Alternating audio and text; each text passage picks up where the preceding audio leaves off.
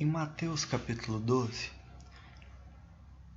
a Bíblia nos relata que naquela ocasião Jesus passou pelas lavouras de cereal no sábado. Seus discípulos estavam com fome e começaram a colher espigas para comê-las. Então, os fariseus, vendo aquilo, disseram a eles: Olha, os teus discípulos fazem o que não é permitido no sábado. E a resposta de Jesus foi a seguinte: Jesus lembrou aos fariseus da história que está relatada em 1 Samuel 21, a partir do verso 4, da ocasião que Davi e seus soldados comeram dos pães que só eram permitidos para os sacerdotes. Jesus diz: Vocês não leram o que Davi fez quando ele e seus companheiros estavam com fome? Ele entrou na casa de Deus e, juntamente com seus companheiros, comeu os pães da presença, o que não era permitido fazer, mas apenas aos sacerdotes. E Jesus, com mais um argumento, diz a eles: Vocês não leram na lei que no sábado os sacerdotes do templo profanam esse dia e, contudo, ficam sem culpa? Jesus citou isso porque, mesmo no dia de sábado, os sacerdotes tinham a obrigação de oferecer alguns sacrifícios, como, por exemplo, relatado em Números 28, no verso 10, que haveriam holocaustos a cada sábado, e essa era uma tarefa, um trabalho que os sacerdotes exerciam. E Jesus disse: Eu lhes digo que aqui está o que é maior que o templo. Ou seja, se em ocasião do templo os sacerdotes ofereciam sacrifícios mesmo no dia de sábado, muito maior que os compromissos do templo era Jesus, que estava diante dos fariseus. Jesus prossegue citando mais uma vez Oséias 6,6. Se vocês soubessem o que significam essas palavras, desejo misericórdia e não sacrifícios, não teriam condenado inocentes.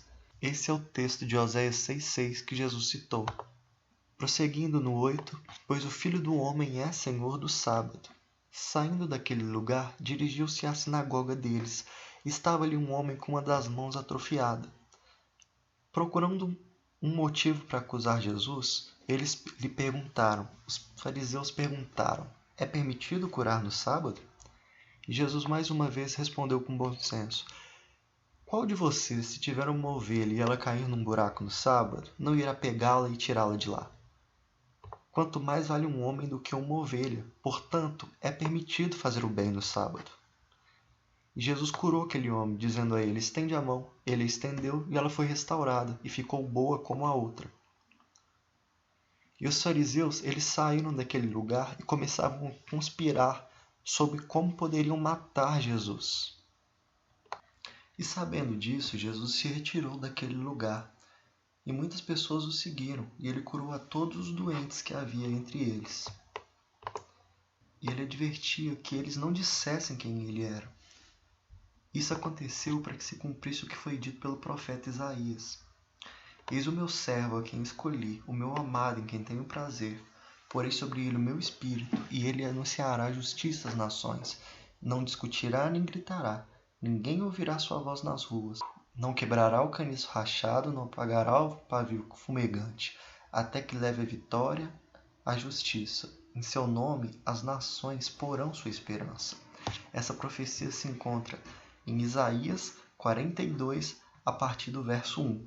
Então eles levaram até Jesus um endemoniado que era cego e mudo, e Jesus o curou, de modo que ele podia falar e ver.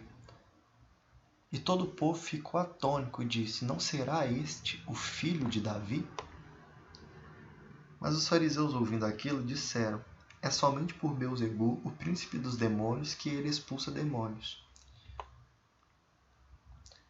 E Jesus conheceu o pensamento deles, e ele disse a eles: Todo reino dividido contra si mesmo será arruinado, e toda cidade ou casa dividida contra si mesma não subsistirá.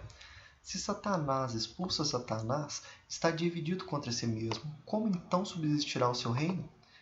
E se eu expulso demônios por Beelzebul, por quem expulso os filhos de vocês? Por isso, eles mesmos serão juízes sobre vocês. Mas se é pelo Espírito de Deus que eu expulso demônios, então chegou a vocês o reino de Deus. Ou como alguém pode entrar na casa do homem forte e levar dali os seus bens sem antes amarrá-los? Só então poderá roubar a casa dele. O que Jesus queria dizer? Aquelas pessoas que estavam oprimidas pelo diabo, como alguém poderia roubar essas pessoas da mão do diabo? Como alguém poderia tomar o tesouro da mão do diabo, que eram as pessoas que ele oprimia? Apenas amarrando o valente. A partir do verso 30, aquele que não está comigo está contra mim, e aquele que comigo não ajunta, espalha. Por esse motivo, eu lhes digo, todo pecado e blasfêmia serão perdoados aos homens, mas a blasfêmia contra o Espírito Santo não será perdoada. Todo aquele que disser uma palavra contra o Filho do Homem será perdoado, mas quem falar contra o Espírito Santo não será perdoado, nem nesta era, nem na era que há de vir. Considerem, uma árvore boa dá bom fruto, uma árvore ruim dá fruto ruim, pois uma árvore é conhecida por seu fruto. E aqui Jesus repete a expressão usada por João. Raça de víboras, como podem vocês que são maus dizer coisas boas, pois a boca fala do que o coração está cheio? O homem bom, de seu bom tesouro, tira coisas boas, e o homem mau, do seu mau tesouro, tira coisas más. Mas eu lhes digo que no dia do juízo, os homens haverão de dar conta de toda palavra inútil que tiverem falado. Pois por suas palavras você será absolvido, e por suas palavras será condenado. Então alguns fariseus e mestres da lei lhe disseram, Mestre, queremos ver um sinal miraculoso feito por ti. E Jesus respondeu, uma geração perversa e adúltera pede um sinal miraculoso, mas nenhum sinal será lhe dado, exceto o do profeta Jonas. O sinal do profeta Jonas dito por Jesus está escrito em Jonas 1, versículo 17. Então o Senhor fez que um grande peixe engolisse Jonas, e ele ficou dentro do peixe 3 dias e 3 noites. Pois assim como Jonas esteve 3 dias e 3 noites no ventre do grande peixe, assim o Filho do Homem ficará 3 dias e 3 noites no coração da terra, simbolizando a morte que Jesus iria enfrentar por 3 dias e ressuscitar no terceiro dia. E ele prossegue, os homens de Nínive se levantarão no juízo com esta geração e a condenarão, pois eles se arrependeram com a pregação de Jonas, e agora está aqui quem é maior do que Jonas. O que quer dizer isso? Que quando Jonas pregou na cidade de Nínive, houve arrependimento naquele lugar. E Jesus, que era maior que Jonas, queria levar as pessoas que estavam ouvindo ao arrependimento, mas elas endureciam seu coração. E no versículo 42 ele cita mais um exemplo, que a rainha do sul, a rainha de Sabá, se levantará no juízo com essa geração e a condenará, pois ela veio dos confins da terra para ouvir a sabedoria de Salomão, e agora está aqui quem é maior que Salomão. Jesus cita 1 Reis 10:1, que vai dizer que a rainha de Sabá veio de longe para conhecer a sabedoria que Deus tinha dado a Salomão. E a partir do 43, Jesus diz, quando o espírito imundo sai de um homem, passa por lugares áridos, procurando descanso, e não encontra. E diz, voltarei para a casa de onde saí. Chegando, encontra a casa desocupada, varrida e em ordem. Então vai e traz consigo outros 7 espíritos piores do que ele, e entrando, passam a viver ali. E o estado final daquele homem torna-se pior do que o primeiro. Assim acontecerá a esta geração perversa. Ou seja, Jesus veio e abriu os olhos das pessoas e permitiu que elas pudessem se libertar das trevas e do reino de Satanás. Mas elas endureciam o coração e resistiam à pregação de arrependimento de Jesus. E Jesus dizia que os demônios que saíram voltariam e o estado daquelas pessoas seria pior do que o inicial.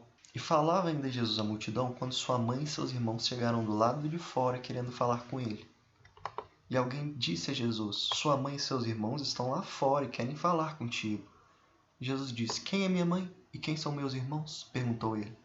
E estendendo a mão para os discípulos, disse, aqui estão minha mãe e meus irmãos. Pois quem faz a vontade de meu Pai que está nos céus, este é meu irmão, minha irmã e minha mãe. Assim termina o capítulo 12 de Mateus.